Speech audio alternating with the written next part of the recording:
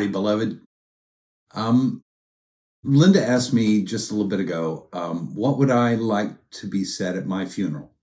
And one of the things I'd like to have played is a song by Woody Guthrie. It's called Another Man's Done Gone. I've been having this thought in my head rolling around all week, and that is this question. Can a person be compelled to be good? Can you compel, force, coerce, somehow from an outside source, make someone good? Right? I hope that you say no, because I think it's pretty clear that that is not the way to goodness. Now, we do take a lot of effort. We make quite a point of trying to compel people to be good all the time. I've done it, you've done it, you've had it done to you. But we think that if we follow the rules, we'll be good. But that isn't the case. Just because you follow the rules doesn't make you anything more than a rule follower. Now, Paul was really clear about the law. He said that the law points to the good, but the law itself is not good. It points to the good, but it is not in itself the way to goodness. The way to goodness is through the heart. You do good because you know that by doing good, you and your world around you will improve. And it's that interior thing that we look for. But we use compulsion all the time. You know, when our children are young, I know this happened to me, you say you're sorry. You took the cookie and now you say you're sorry. I've heard countless times about a child who stole a candy bar, had to go back to the person, tell them they stole the candy bar, and you feel awful and terrible, and you are compelled to do it. And you do not necessarily feel good about it. You may not do that anymore, because being compelled to do something is effective in getting people to obey, but it isn't effective in getting them to do good. But we do it all the time. We say sorry, go hug your aunt, write the thank you notes, eat your vegetables, get good grades, don't do drugs, stay in school. All of these things, good things. But if we're compelled to do them, we're not doing good at all. As adults, we are compelled to do good all the time. There are the social rules of comportment between different people, and the rules of the office and the rules of home, and how boys should act and how girls should act, and all of that can change, because that's another thing about a law. It was absolutely unlawful at one point. It's in the law of Moses not to be eating shellfish. Now, that might be good if you live in the desert where there isn't a lot of cooling and shellfish go bad, but I live in Northeast and I like my shrimp. Laws can change with the time to fit the needs of the time. But laws can become hurtful. We've had laws that have hurt other people. Laws change, thank goodness. Goodness, however, never changes. Goodness never comes from being compelled, but goodness is also often seemingly counterintuitive. Why should I say sorry when I'm not sorry? Why shouldn't I take the bigger cookie? I like cookies. Why shouldn't I drive 85 miles an hour on Route 2? It benefits me. Why shouldn't I do it? Well, Paul addresses this question in his letter to Rome. And he says, well, chapter 1, I'm going to read just a little bit of chapter 1 in Romans, but chapter 1 is all about the state of the world, right? How awful things are, and and how messed up society is. And the second chapter is all about how you guys look at society and point the finger, but you are even worse than them. But be that as it may, let's just take a little piece of Romans 1. Paul says, "For I am not ashamed of the gospel," gospel meaning good news. "I'm not ashamed of the good news. It is the power of God for salvation to everyone who has faith." The good news has the power of salvation to everyone who has faith. To the Jew first, but also to the Greek. So Paul is a Jew and a Roman citizen, and he is from that culture, that Jewish culture. But the gospel is spreading out not just about this people, but to all people. So he's saying that the good news is the power of God for salvation for everyone who has faith. For in it, the good news, the gospel, in the good news is the righteousness of God. Contained in the good news, righteousness of God. And it is revealed through faith.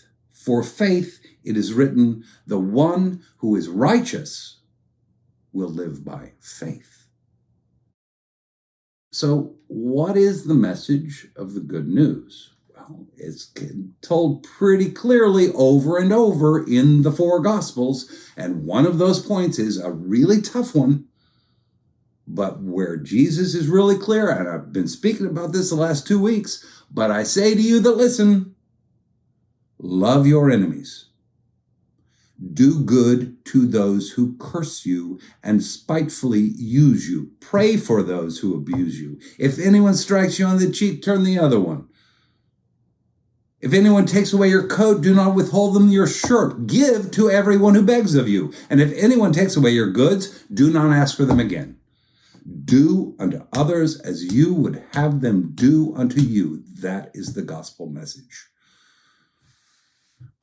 That is the salvation of God. And it must be stepped into by faith, because there is nothing in that statement of Paul, of Christ's, pray for them that use you and spitefully abuse you. Love your enemies. There's nothing in there that makes sense on the outside. We recoil from it, and I believe that is why we do not follow it. It is also very hard to do. And it is also the fact that not every time you do that will you get the response that you want. That is why you have to do it on faith. And people talk about faith as if it's something that will just rain down from manna, like from the sky, and sort of fill you up. If you just have enough of it, you can move a mountain, Jesus said. Faith is like a muscle. It has to be exercised. It has to be practiced. And the more you do it, the better you get at it. Every athlete in the world fails to make the free throw, throws the interception, falls on their butt. But you get up and you keep going. That is the process of faith. And what I have found is that when I apply these words, not as metaphor, not as, oh, that'd be nice, I wish somebody would do that for me, but when I actually do those things, for the most part, it works. It always works for me. When I do not follow that, I carry the poison of the anger that it has been offered to me. I carry it around with me, and it'll get bigger and bigger and bigger until it consumes you, if you let it. And that never happens if I follow Christ's command, do unto others. Most of the time, it changes the other person as well. Doesn't necessarily fix everything. Doesn't change people overnight. But like you're taking steps in faith, they are then taking steps with you. Now, in order to do good, we have to do it without compulsion. And that makes free will necessary. If I do not have a choice to do or not to do, all I am is a puppet. You can compel me to do whatever it is you want me to do, but I won't be my own creature. And that is not what God wants. That's not what God created. God created people, humanity, with free will to choose or not to choose. And the most vivid example that I can think of occurs in Genesis chapter 4. And once again, I have to thank from the bottom of my heart my Jewish, my Hebrew brothers and sisters for creating this wonderful thing.